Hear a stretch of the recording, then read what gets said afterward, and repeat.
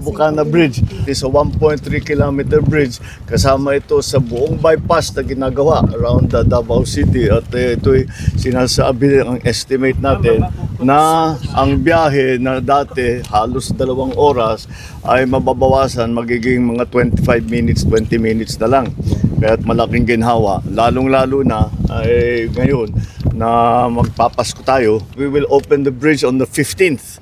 December 15 gagawin na. Matatapos yung buong bypass by December 2027.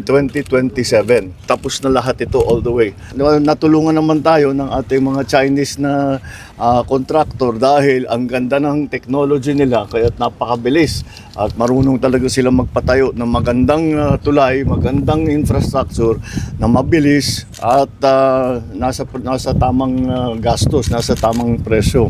So this is one of the 4 major projects that our legacy projects that we will be finishing in Davao and its environs. I'm congratulating the DPWH for their good attention to this matter, and lahat ng nagtrabaho rito, congratulations. Former President. Nag-ano lang ako kanina kung pwede ko ba i-kwento yung backstory ng Bucana Bridge, and then he said na okay lang naman.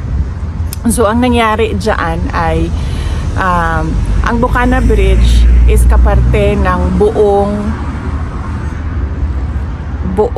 coastal road ng Davao City. So hindi siya yung coastal road hindi siya makakatawid ng Bangkerohan River kung wala yung Bucana Bridge. At that time na mayor ako, may budget ang coastal road pero unfunded ang bridge. And it was made known at the time to former President Duterte that the bridge is unfunded. At siya ay naghanap ng paraan para mabigyan ng pondo yung bridge. So noong nakahanap siya ng pondo ay sinimulan yung negotiations, sinimulan yung mga planning, lahat ng paperworks para doon sa bridge na yon ay sinimulan na.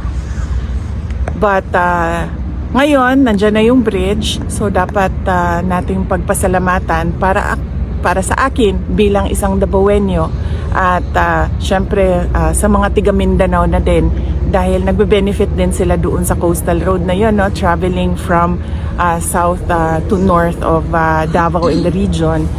Nagpapasalamat kami kay dating Pangulong Rodrigo Duterte dahil hindi siya tumigil sa paghahanap ng pondo para doon sa tulay.